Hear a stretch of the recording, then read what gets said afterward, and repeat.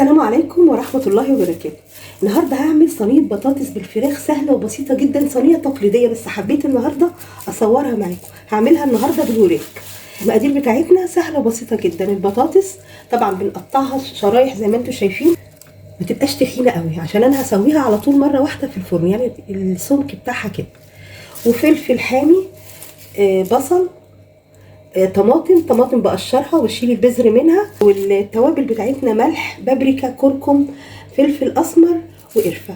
بالنسبه للوراك متبلاها قبلها بيوم وشايلاها في التلاجة، حاطه برضو قرفه، كل التوابل اللي قلت عليها دي، صلصه، طماطم، ممكن جزر ونضربه معاها، وبصل وسنه من الثوم ودبس رمان. الحاجات دي بتديها بصراحه نكهه حلوه جدا. هنبدأ بقى على طول. هستعمل بقى كده في الاول بولة كده نحط فيها، عشان عايزة امسك الطماطم مع البصل ونمسكهم كده مع بعض نخلطهم حلو.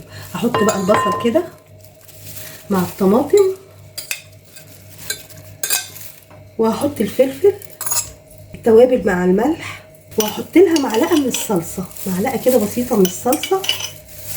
برضو لو انتوا حابين دبس الرمان بيخلي بصراحة طعمها حلو قوي. حاجة بسيطة برضو، معلقة. همسك بقى كل الخلطة دي ونقعد كده ندعكها حلو مع بعض. بص بقى بتطلع الريحه بتاعت البصل، بالذات لما يكون حاطين فلفل، نكتر فيه شويه فلفل اسمر ونمسكهم كده مع بعض مع دبس الرمان. بصراحه بتخليها تروح في حته تانيه خالص، يعني خلطه بتبقى روعه. وبعدين هحط بقى معاها البطاطس، وهنقلب بقى الخليط كله مع بعض. كل الخليط ده بصوا بقت حلوه ازاي، خليط روعه. ممكن برده الخلطه دي نعملها في الفراخ، ممكن الفراخ تكون مش متبله، نعمل الخلطه دي بتبقى روعه بصراحه. اهي جبتها تقريبا حلوه معاكم، بصوا منتهى الجمال. اجيب بقى الصينيه اللي احنا هنحط فيها، نحط بقى هنا في الصينيه دي، هحط بقى كل الخليط بتاعنا كده بس كده. هبدا اظبط بس كده الصينيه.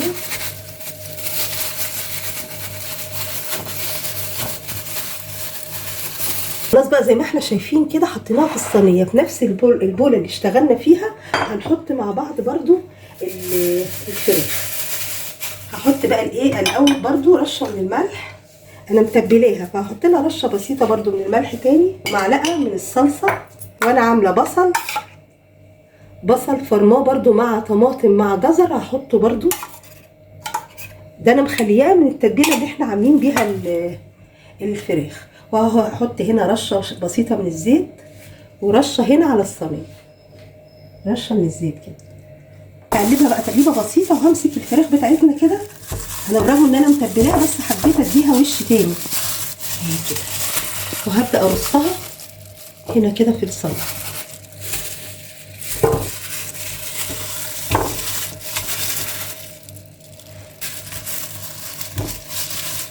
بصوا كده بتطلع روعه. ممكن تعملوها الفراخ كمان لوحدها بتطلع حلوه جدا زي المشويه بالظبط.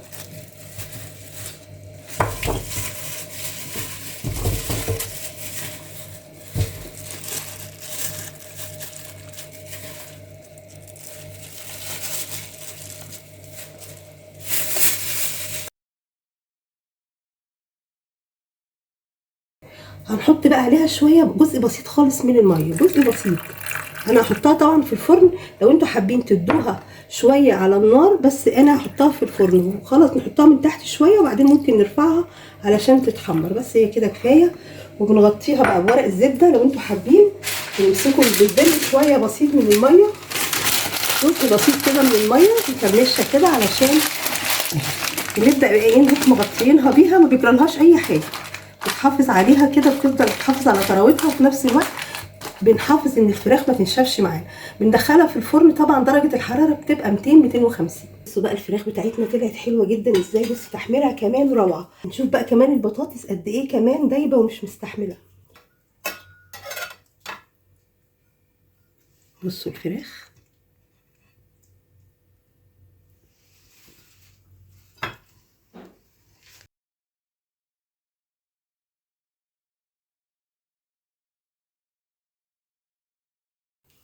بصوا بقى البطاطس طالعه حلوه جدا، لو حابين كمان تنشفوها عن كده، بس احنا طبعا عايزين فيها صوص بسيط عشان لو حابين نعمل جنبها رز ولا اي حاجه. بصوا حلوه قوي، بس حتى احنا مطلعينها يعني اقرب للشيبس يعني بسيط. بصوا خلاص هنحط بقى كده.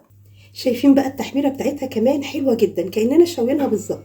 اعتقد هتبقى جميله جدا لو جربتوها بالطريقه دي. مش محتاجين بقى ان احنا نعملها على البوتاجاز من فوق ولا اي حاجه، احنا مجرد ان احنا بنسيبها شويه تحت في الفرن، تحطوها في الارضيه بتاعه الفرن وترفعوها شويه على الشبكه. جربوها باذن الله، سهله وبسيطه، اكلات من الاكلات التقليديه بتاعتنا، بس في نفس الوقت طعمها بيبقى حلو قوي. ان شاء الله هتعجبكم باذن الله، واشوفكم على خير. السلام عليكم ورحمه الله وبركاته.